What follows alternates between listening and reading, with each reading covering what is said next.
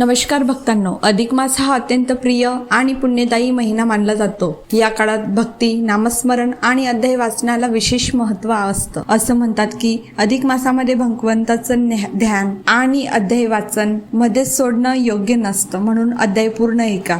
मन शांत ठेवून पूर्ण भक्तिभावाने हा अध्याय ऐका। चला तर मग सुरू करूया आजचा पवित्र अध्याय। अध्याय 29। कदर्य ब्राह्मणाची कथा। नारायण नारदाला म्हणाले, दृढधन्वा वनात गेला। तो जाता जाता गंगातीरी पोहोचला। ते स्थान त्याला आवडले। तो पत्नीसह तेथेच राहिला। राजा व राणी तापसी जनांप्रमाणे तेथे कालक्रमणा करू लागली। पुढे अधिक मास आला, त्यावेळी राजाने खडतर तपाचरण केले। श्रीकृष्ण नामाचा अखंड जप त्याने चालविला। तो एका पायावर उभा राहिला। त्याने उपवास केला। महिनाभर त्या तपोनिष्ठ राजाची सर्व सेवा त्याची पत्नी गुणसुंदरी करीत होती। महिना संपता संपता अचानक एक दिव्य विमान आकाशातून खाली आले। त्या विमानात 2 तेजस्वी देवदूत होते। एकाचे नाव पुण्यशील व दुसऱ्याचे नाव सुशील। त्यांनी राजा व राणी यांना सन्मानाने विमानात घेतले। ते विमान राजा राणीसह आकाशात उंच उडाले। त्या दोघांचे देह आपोआप दिव्य झाले। ते विमान श्रीकृष्णाच्या गोलोकात पोहोचले। राजा व राणी यांना श्रीकृष्णाचे सान्निध्य मिळाले। अधिक मासात केलेल्या तपश्चर्येमुळे ते दाम्पत्य नित्य गोलोकात निवासी झाले। आता जर मी सांगितले की एका वानराचाही अधिक महिन्यात त्याच्याकडून घडलेल्या उपवासामुळे व स्नानामुळे उद्धार झाला, तर तुला आश्चर्य वाटेल। ती कथा आहेच तशी अद्भुत। नारदाने सर्व कथा सांगण्याची प्रार्थना केली।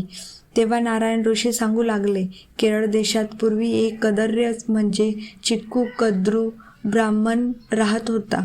तो सतत धनसंचय करी, पैसा खर्च करायचाच नाही असा त्याचा स्वभाव होता। त्याचे नाव चित्रशर्मा होते। दान करणे पुण्यकारक असते, पण त्याने कधीही कोणतीही वस्तू दान केली नाही। त्याचे चिंतन धनसंग्रहानेच तो चिक्कू इतका होता की अंगावर वस्त्रेही पुरेशी घालीत नसे। जेथे जाई तेथे तो भेटेल त्याच्यापाशी तो भीक मागायचा। त्याला पाहताच लोक त्याला धिक्काराने हाकलून देत। तो सर्व काळ हिंडत राही। त्याचा एक मित्र होता, तो माळी होता। त्याची एक बाग होती। चित्रशर्मा त्या बागवानाजवळ नेहमी स्वतःच्या दारिद्र्याबद्दल खोटे बोलून दुःख प्रकट करी। आपली स्थिती वाईट आहे, कोठे राहायला जागा नाही, कोरडी भिक्षा मिळाली तरी ते शिजवायचे कोठे, मला जागाच नाही। त्या माळ्याला त्याची दया आली व त्याने त्याला बागेत राहण्यासाठी जागा दिली। कदर्याला फार आनंद झाला।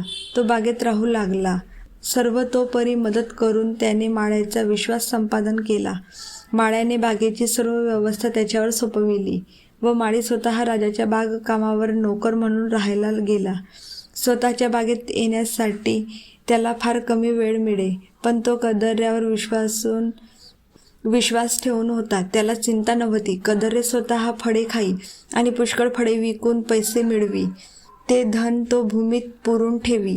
एके दिवशी माळ्याला संशय आला। त्याने चौकशी केली। कदर्य चलाख होता। तो म्हणाला, मी बागेची राखण करतो, पण पुष्कळ पक्षी येतात, ते फळे खाऊन टाकतात। त्यातील कित्येक पक्षी मी मारून टाकले। त्यांची प्रेते त्याने दाखविली। त्यांची पिसे व मांसही त्याने दाखविले। त्याने खरोखरच कितीतरी पक्षी मारले होते। माळ्याची खात्री पटली। त्याचा जास्तच विश्वास बसला। त्याने कदर्यावर भार टाकला। 87 वर्षाचा होऊन कदर्य मरण पावला। त्याच्या शौर्यकर्माचे फळ म्हणजे नरक यातना। बागेत दुसरे कोणी नसल्यामुळे त्याचे प्रेत तसेच पडून कुजून गेले। तिकडे परलोकात त्याला फार पश्चाताप झाला। आपण कोणतेही पुण्यकृत्य केले नाही याची त्याला फारच खंत वाटू लागली। तो असा पश्चाताप करीत असता यमदूतांनी त्याला यमापुढे नेऊन उभे केले। यमाने त्याला पाहून चित्रगुप्ताला त्याचे पाप पुण्य विचारले। अधिक मास महात्म्य अध्याय 29 समाप्त। ही अधिक मासाची कथा तुम्हाला आवडली असेल तर लाईक, शेअर आणि सबस्क्राईब नक्की करा। जर तुम्ही ही कथा दुसऱ्यांना शेअर केली व त्यांनी ही कथा ऐकली, त्याचेही पुण्य तुम्हाला मिळेल। ओम नमो भगवते वासुदेवाय। ओम नमो भगवते वासुदेवाय।